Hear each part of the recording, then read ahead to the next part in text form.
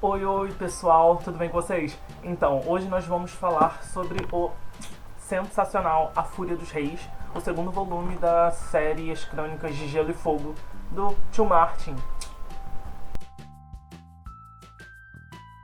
Então, a primeira coisa que eu queria dizer pra vocês, e é uma coisa que eu sempre digo pra vocês, é que eu gosto muito de livros que são sequência, quando eles começam exatamente onde o livro antecessor a ele terminou. Porque é muito comum, né, a gente ver esse tipo de coisa não acontecer em livros, assim, em séries muito extensas, ou até mesmo em trilogias. O livro ele começar, sabe-se lá Deus quanto tempo depois que o antecessor dele terminou. Esse período, né, que fica vago entre as histórias sempre me deixou um pouco intrigado, sabe? Mas afinal de contas, o que acontece nesse período de tempo? Ele simplesmente ele não deixa de existir. Então, aconteceu alguma coisa com os personagens nesse período de tempo que talvez nós devêssemos saber? Ou vai falar que não aconteceu nada demais na vida dessas pessoas durante esse tempo? Porque durante o livro todo fica acontecendo coisas sensacionais com eles e simplesmente nesse período de tempo não acontece nada. Enfim, é o meu ponto de vista. E, como eu disse, o primeiro ponto positivo pra mim aqui na Fúria dos Reis é esse, né? Que ele começa exatamente onde a Guerra dos Tronos termina. Então, beleza, né? Bem, assim como em A Guerra dos Tronos, né? Como todos os livros dessa série, aqui também vai ter um capítulo dedicado para determinados personagens, certo? E nesse livro daqui, os personagens que recebem capítulos são a Arya, o Bran, o Tyrion, a Sansa, o Jon. Tem alguns capítulos do Jon, pra falar a verdade, alguns poucos capítulos da Catelyn e o Theon. São esses. E como eu já tinha comentado com vocês, eu achei essa premissa de narrativa sensacional. Porque a gente não fica preso só àquele determinado personagem, sabe? Porque, como eu disse na resenha do primeiro livro, se você não assistiu, eu vou deixar o link aqui. As Crônicas de Gelo e Fogo é um livro narrado em primeira pessoa disfarçada de terceira, digamos assim. Porque a gente sempre fica sabendo o que está acontecendo com aquele determinado personagem, só com aquele determinado personagem em determinado capítulo, através da visão de uma terceira pessoa. Então é sensacional. E o fluxo, né, de história flui bem, porque a gente fica sabendo de várias coisas ao mesmo tempo. E eu achei interessante, porque como são 7 reinos, todos esses personagens eles estão espalhados ao longo do mapa de Westeros, tanto do norte ao sul, e a gente fica sabendo o que está acontecendo em todos esses pontos, sabe? Porque cada um deles estão em um reino diferente, ou eles estão indo para um desses reinos, ou eles estão transitando entre todos esses 7 reinos, ou alguns desses reinos, né? Então fica uma coisa bem explicada, bem detalhada, né, pra gente. E isso é bom. Mas uma coisa que eu fiquei um pouquinho decepcionado não, né, um pouquinho triste, foi exatamente o fato de não ter muitos capítulos dedicados ao Jon, porque ele é um dos meus personagenzinhos preferidos daqui da história, e ele não tem muita ênfase nesse livro 2 daqui, né. Ele tá indo lá pro norte, junto com a Patrulha da Noite, né, que é a equipe, né, que ele se junta no finalzinho do livro 1, para poder investigar, né, aquelas criaturas, digamos assim, aqueles moradores misteriosos que habitam as terras do norte. Então eu fiquei muito, muito ansioso e com as expectativas lá no alto para a leitura do terceiro livro, né, que dizem ser o melhor de todos os 5, né, publicados até agora. Então vamos ver se é verdade, né. Bem, o livro ele começa a narrar realmente a história pra gente com um cometa que está passando pelo céu de Westeros. E durante isso, né, várias coisas vão acontecendo ali naquele prólogo, né, e ao decorrer dos capítulos, coisas completamente distintas, mas tipo muito tensas mesmo. Então segura a emoção e vai fundo, porque são coisas bem tensas.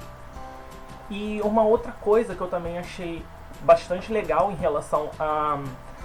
já era previsto, né, que isso iria acontecer. Que o Martin, ele mostra pra gente como que tá sendo a vida, o cotidiano, né, o dia a dia dos filhos do Ned Stark depois, né, do que aconteceu com ele lá no final do livro 1. E tipo, cada um deles foi para um lugar de Westeros, né, completamente distinto um do outro.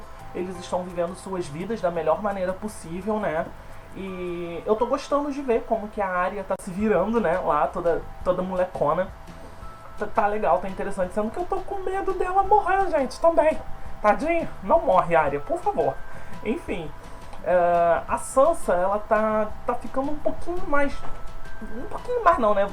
Digamos que ela tá ficando um pouquinho menos chata, né? Como o pessoal gosta de dizer aí, ela é a Sansa Sonsa.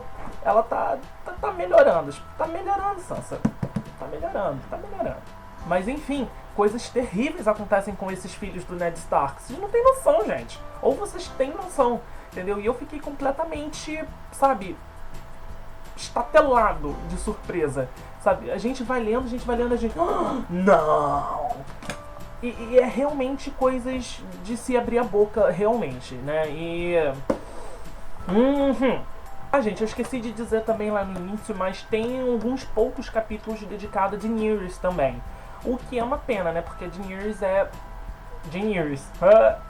Mas toda vez que ela aparece na história é realmente pra poder, tipo, dar um banho lá, né? De interpretação, digamos assim, né? O Martin, ele realmente ele incorpora Daenerys para poder escrever os capítulos dela, porque são sensacionais, né?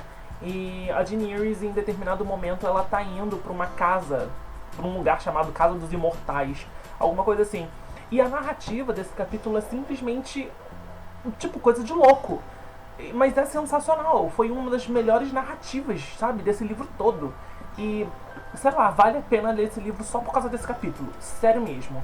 A narrativa do Martin tá sensacional. E é um capítulo muito sequelado, gente. Mas ao mesmo tempo é sensacional. Amazing, né? Mas enfim, né, gente? Pra poder concluir aqui né, o ponto de vista. O que eu posso dizer em relação a esse livro como um conjunto, né? De tudo junto. Enfim. Eu fiquei empolgado para poder ler logo esse livro porque, como eu já disse, né, as pessoas falam que o terceiro é o melhor de todos os 5 publicados até então. Então eu tava com muita vontade mesmo de terminar esse livro para poder pegar logo o terceiro, né, que é a Tormenta de Espadas, se eu não me engano. Para poder ver o desfecho, aquela coisa toda. Dizem que ele é bastante sanguinolento e eu tô bem curioso, realmente, né. Mas eu não sei se foi só comigo, mas eu tive a impressão de que esse livro daqui, ele é um pouquinho lento. Bem, mas afinal de contas o Martin, ele realmente não é conhecido por ter pressa, né, em contar as suas histórias. Vamos pegar aí o exemplo, né, da publicação de um livro para o outro, então... Mas se você pensou que por causa desse título daqui, A Fúria dos Reis, você iria ver batalhas sanguinolentas durante todo o decorrer do livro, vai com fé e muita paciência, porque mais ou menos até a metade do livro não acontece nada de extraordinário. É uma narrativa bem lenta, para falar a verdade, sendo que isso não quer dizer que o livro seja ruim. Porque o Martin, ele é conhecido por tudo que ele escrever ser considerado muito acima da média. Então, é um livro sensacional, sendo que até a metade dele, mais ou menos, né, digamos lá pela página 300 e alguma coisa, esses reis, né, abre aspas aí, eles só ficam brincando de gato e rato um com o outro, sabe? Ameaçando e... Oi, sabe? Aquela coisa assim, mas diz que vai, mas não vai. Então só a partir da metade do livro mesmo pra lá que a história começa a deslanchar mais aceleradamente, né? Então é mais ou menos por essa premissa. Então se você desanimou aí quando eu disse, né, que o livro ele é um pouquinho parado, não desanima, vai ler ou continua lendo se você tá nessa parte daqui lentinha, porque vale muito a pena. Como eu disse pra você, tudo que o Martin escreve, seja lento ou não, tem o seu propósito, porque mais na frente aquela narrativa lenta que ele fez, narrando várias coisas que a gente julgava não ser importantes vão ser importantes, entendeu? Porque tá tudo conectado. Então tem muito texto aqui, muitas conversas, né? Muitos disse, não me disse, que eu julgo ser importante para a narrativa do terceiro livro. Então eu tô muito empolgado mesmo com a Tormenta de Espadas. Então é isso aí, pessoal. Finalmente mais um livro das Crônicas de Gelo e Fogo adicionados aqui na playlist, né, do Martin. Então, se você ainda não conferiu o Book Talk do primeiro livro, a resenha, o videozinho ele vai aparecer aqui com o linkzinho para você poder dar uma visitada lá, ou é só você voltar aqui ou aqui, né, na playlist aí que você vai estar assistindo, tá bom? Então é isso aí, se você gostou do vídeo, não esquece de dar um joinha, de ajudar com os amigos e um beijo aí pra todo mundo. Tchau!